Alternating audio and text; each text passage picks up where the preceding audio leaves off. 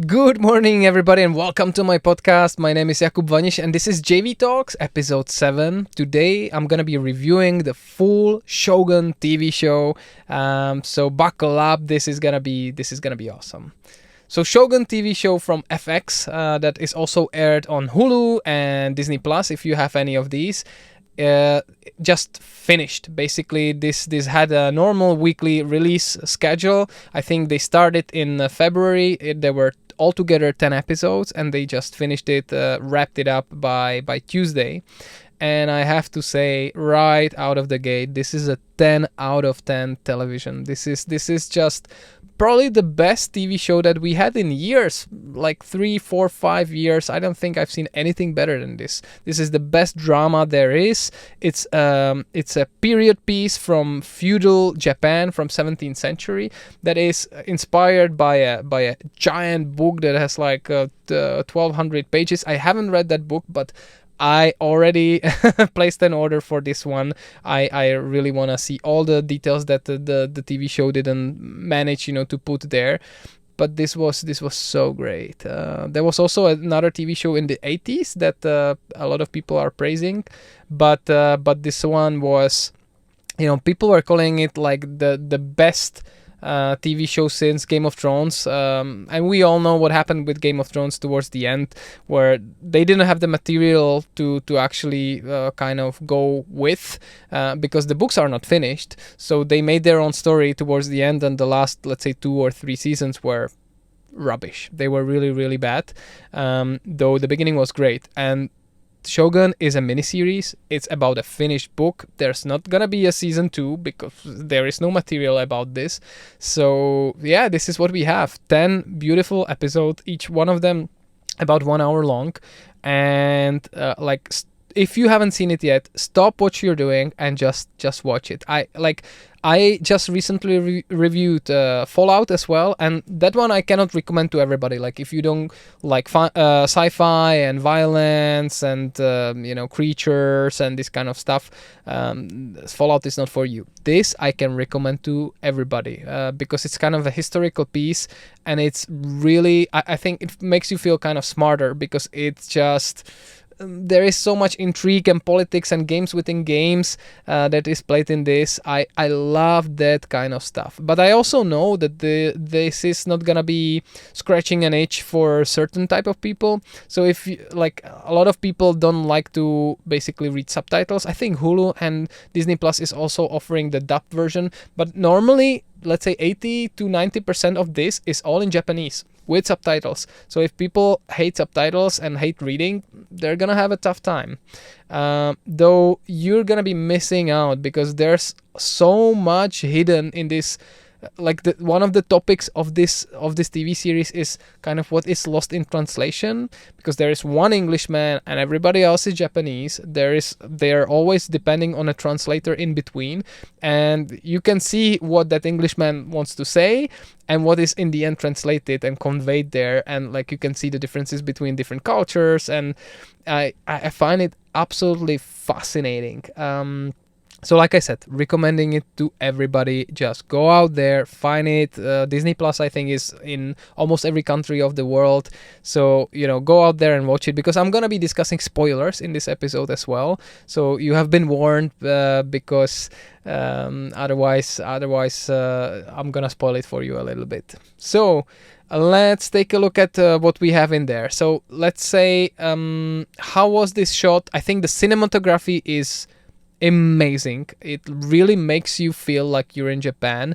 Everything regarding the look of the lens and the shots that they have, and they picked really great scenes, especially outside. It's usually raining, it's moody, they're often in the forests. What is actually funny, I found out, is that they shot all of this in Canada. So it totally looks like Japan. I've been to Japan let's say 4 or 5 months ago or something like that, and I was tricked. I would never guess that this is somewhere else than Japan. This totally looks like Japan. So kudos to them that they were able to basically build a little Japan, and even these big cities like Osaka and Tokyo, or Edo, basically before it became Tokyo. And they were able to kind of fool a lot of people with that.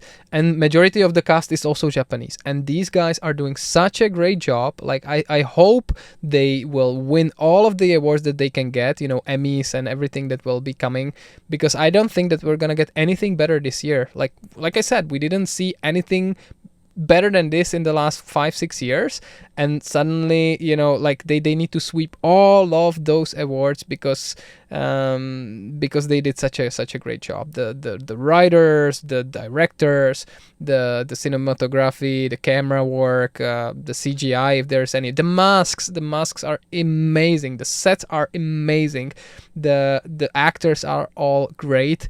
I'm just glowing, as you can hear and see. I just enjoyed this so much, and out of those 10 episodes, I was never really bored. I would say most of them were 10 out of 10 for me, and some of them dropped maybe to 9 out of 10, which is still extraordinary. So let's take a look first at the actors that we had there and the characters. There's a lot of them actually to follow, but the main character of this show is called Yoshi Toranaga.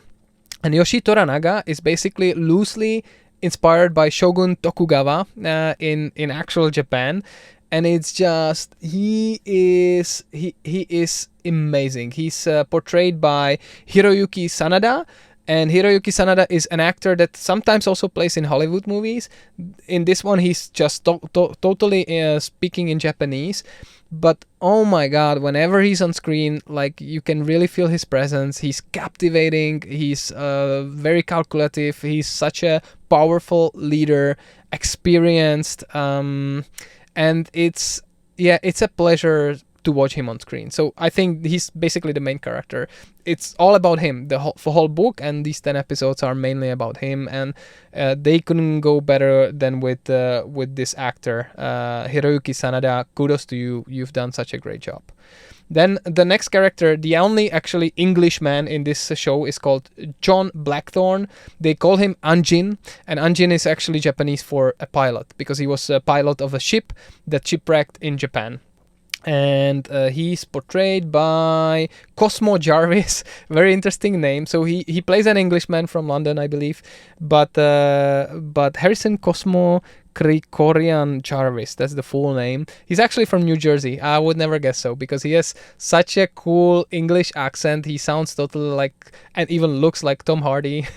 And it's always a pleasure to watch him, because 99% of the people don't understand him, and especially in the first episode, he's just like, putting vulgarisms out there and just speaking his mind, and it's such a huge contrast to these traditional Japanese kind of emperors and lords there. So I think has done a great job as well, and he goes through a huge transformation in this TV series, episode by episode.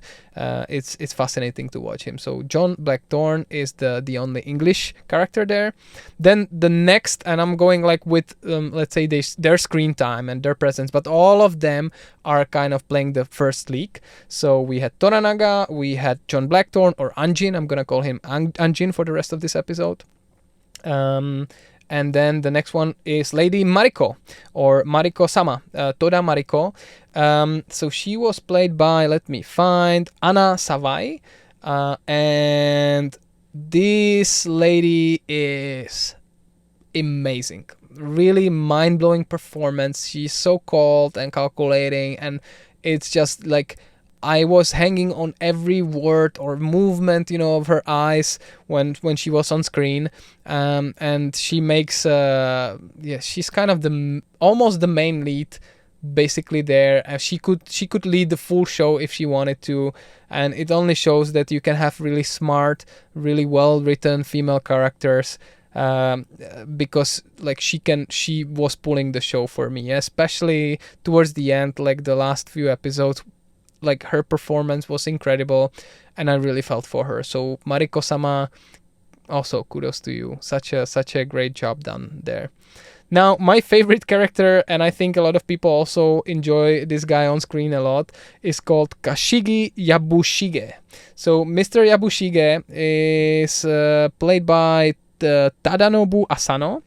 And Tadanobu Asano he's such a beloved character. He's kind of like a little snake in the tree. No, he's like this snake, scheming character that always goes with the wind. Basically, he wants the best for himself and for his family, so he's betraying everybody around him. However, so he's an asshole basically in this sense, but he is such a lovely asshole. Like, he is like so charming and charismatic that you cannot but basically love him again whenever he's on screen. In every single episode, he's writing a new will because he feels that he's so close to death always, and every character in this show is almost feeling like they're very close to death all the time.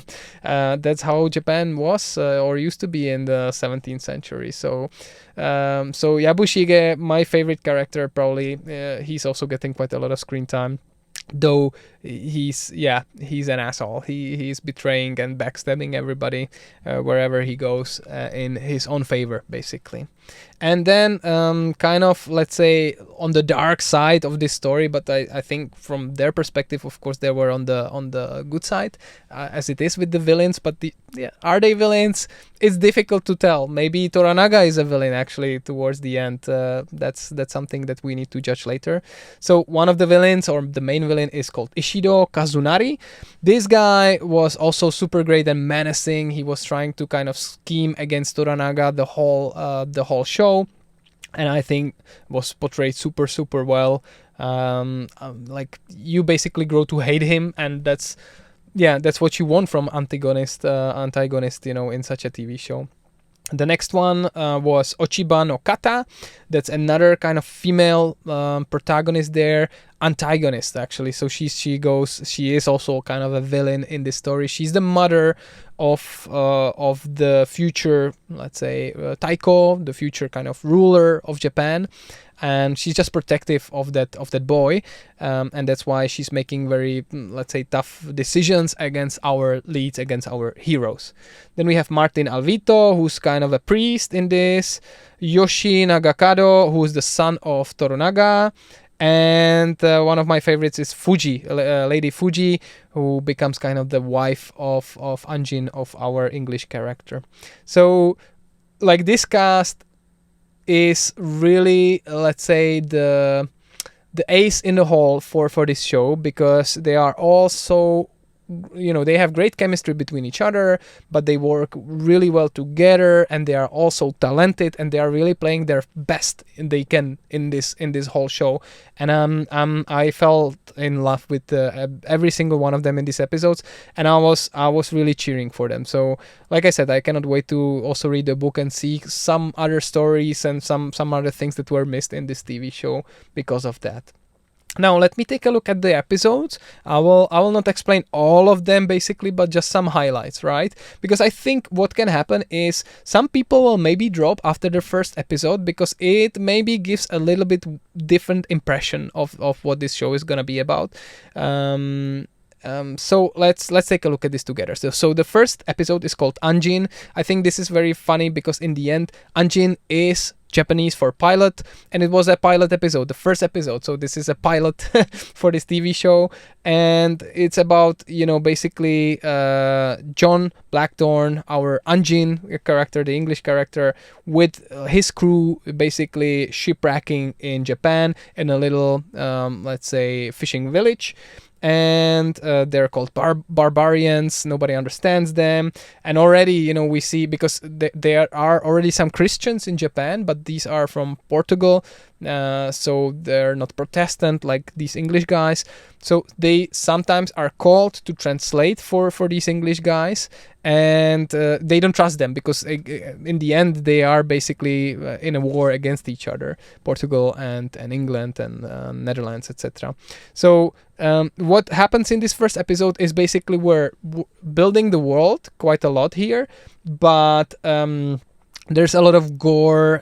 There's also basically quite a lot of deaths. It's I think a lot of people watch this and they would say, oh my god, this is gonna be too tough for me to watch, because there is, for example, a guy that is boiled alive, and that's a very drastic scene. But I don't think there's many things like this towards the rest of the show.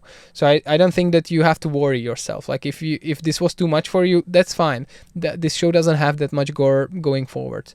So that's one thing. And also maybe in the beginning you don't really care for these people. You're just getting used to understanding what's going on.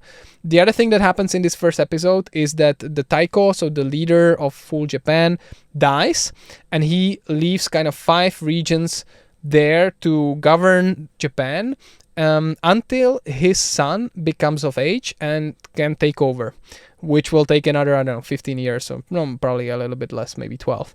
And they already start to scheme against each other. It seems that our, let's say, main protagonist, Toranaga, is very powerful, and therefore the rest of the regions, the 4, kind of scheme against him, and they want him out, they want him executed. So they invite him to Osaka, and then they trap him there, and they want the execution to be done. In the end, later on, he actually escapes Osaka, but more about that later. So the next episode is called Servants of Two Masters, so that's episode 2. So Blackthorn comes to Osaka, also meets together with Toranaga, and basically Lady Mariko becomes his private or personal translator, and that's where the connection between them and kind of a love affair starts. I think, if you didn't like the first episode, I would urge you to try both episodes 1 and 2, because after the second episode, I think you're gonna be hooked, because that's when all of these characters meet together and you kind of see what this is going to be about, that Toranaga really needs this Anjin character because he has so much knowledge about what's going on in Macau and what the Portuguese are doing with Japan, etc., how they're using them, and this will politically aid Toranaga. So then in the end, Portuguese and also the Japanese, they all want Anjin dead, so they send assassin that has been actually part of Toranaga's let's say house for like 20 years or something like that, hiding, and like everybody loved that woman, and then in the end she goes out and kills like 20-30 people, and she wants to go against Anjin as well. She attacks Toranaga. So all of these things are getting you hooked into this story, and I think like I said, try these 2 episodes. If you don't like it afterwards, probably you're not gonna like the rest, because if you're expecting giant battles and like fantastical animals and dragons or something like that, like in Game of Thrones, no, this is not this is not this type of TV show, but this is political scheming, plans within plans, really great drama, and I think you're gonna be right at home if you enjoy this kind of intelligent let's say television show. The next episode, I think, is the highlight of the show, is called Tomorrow is Tomorrow, and that's the one which has probably the most action. This is where the heroes, including Toranaga, Lady Mariko, Blackthorn, the Anjin, escape Osaka, and there's a lot of blood, there's a lot of fights, they also scheme quite a lot in there. There's also like ship fights against each other, so like if you were looking for a lot of action, you're gonna get a lot of action in episode 3, and you're gonna love this. And as much as I did myself. The next episode is called Eightfold Fence, which is basically like a concept in Japanese of kind of keeping the secrets for yourself and not letting a lot of this out. And basically this is where Anjin, the Blackthorn character, becomes very useful for Toranaga, because he has on his ship, he has a lot of cannons, and Japanese are not really well trained with cannons. They cannot be super accurate, and he trains them how to use them really, really well. And suddenly, Toranaga feels like this can aid him in this forthcoming war against these 4 other regions that betrayed him. So there's also some violence included, but I like this one a lot, to be honest. Next episode is called Broken to the Fist, and what is happening there is basically there's a lot of more love affair and connection between Anjin and Mariko. Anjin becomes a Hatamoto, which is kind of a, let's say, big deal within Japan. So he's part of, let's say, all of these lords that are aiding Toranaga, he becomes very important, and he starts to learn Japanese himself, knows the customs, he bows a lot more, he's much more respectful, and he also gets a wife, Fuji. Unfortunately, Fuji is kind of a sad character. In the first episode, her husband was killed, and even her newborn son was killed, and they were killed basically because let's say one of the, like, her husband wanted to defend Toranaga's, let's say, honor, so he spoke up against Ishido, and that's why they needed to kill them, and it's such a pity. So of course she's grieving, but she's kind of forced to become a wife for Anjin, and it's wonderful again seeing them together. In the beginning it looks like it's not gonna work, but in the end it turns out that it's working really well. They have such a, let's say, loving mutual respect for each other, even though Anjin really loves Mariko and Mariko loves him as well. And they can afford to do this because they believe that Mariko's husband is dead, but he actually comes back.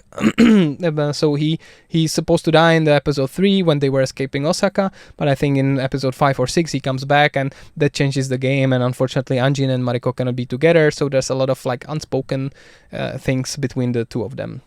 And the next one is called Ladies of the Willow World. That one, I think that's the one that I would maybe give 9 out of 10 because it goes a little bit slower, and basically they test out kind of the fate of Mariko by sending her with Anjin to a brothel or a tea house. They call it a tea house. It's like a special brothel, and where she is supposed to translate and watch Anjin, to have sex with one of the concubines, and of course that would be very difficult for her. And this is how Toranaga kind of tests, her loyalty, because he sensed that there is something in between them. The next one is called Stick of Time. That's episode 7, and basically what's going on there is that Toranaga. Because what happened in episode 5, and I forgot to tell you about this, there was an earthquake. That was also a great moment.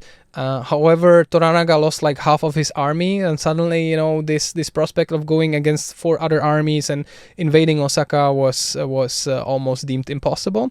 So in the episode 7, in the Stick of Time, they come to seek aid from Toranaga's brother. So at the beginning, it's almost like really tense. They haven't seen each other for like 10-15 years or something like that. But in the end, it looks like, it's all gonna be fine, and they're telling stories, they're drinking together, both of these armies. Until at one evening, basically, this brother, reveals that, he was already offered by these other 4 lords, let's say, a seat on the table of this high council of these, 5 regions, to become one of these regions, to go against his brother. And he accepted this, and therefore he is going to take his brother Toranaga to Osaka to be killed, and everything will have to happen also the same to his all lords, including Anjin and including everybody. So it's a big betrayal, and it's again fascinating to watch this. Then in episode 8, Abyss of Life, that's for me one of the highlights, because basically what happens there is that Toranaga's son, he hates this brother of Toranaga, so his uncle, and he wants to ambush him. So when he's in the tea house, when he's in the brothel, they invade. He invades, and he has a katana, and he wants to kill him. Unfortunately, he slips on a slippery rock and busts his head open and dies in that place. Like, he never seen battle. He was so naive. He was so young, and this is how he dies. And it's again such a shocker. But in the end, what he manages to do is that this buys basically Toranaga some time, because according to the customs in Japan, he has now time for 49 days, which is huge, to grieve for his son. And that gives him more time to actually lay down his plans. And he plays it in a way that basically he becomes sick. He looks like he's given up, that he wants to go out there and die in Osaka, and he wants to take all of his lords to go and die. They will have to commit seppuku, so basically suicide, with a knife in their intestines, in their stomach. and they hate it. Like these lords, they start to kind of go against him, and it's just basically a test. But the best scene in all of this in the episode 8 is that where the most loyal person that has been with Toranaga since the beginning, since he was like 12 years of age, like this old general. I think he's actually the father of this husband of Mariko. He kind of goes against Toranaga in this large discussion in front of all of the lords. Toranaga asks, hey, now sign everybody that you're going with me to Osaka to kill yourself. We're all gonna die together. I want you to sign this, that this is what you're gonna do. And they go out with this paper, everybody signs, and this guy says, no, I don't believe you don't have a plan, man. I think, this is just part of your plan, and tell us what it is, because we want to go to war. We want to have a glorious death. We don't want to just commit seppuku. And he says, no, I'm broken. We lost, and this is what I want you to do. And this guy says, hey, I don't believe you, and unless like you want us to say something else, I'm gonna commit seppuku right here. You can stop me if you tell me what the plan is. Otherwise, I'm not gonna stop. And they all just watch him slowly to kill himself, including his son. And it's just such a heartbreaking moment. There's a lot of rain, going in the background. It's just such a moody experience. And these Japanese, actors are giving all their best. There's so much emotion conveyed in this. Yeah, this was so difficult to watch. But like I said, the best type of television there is. The next episode, also one of the best, is called Crimson Sky. That's all about Mariko.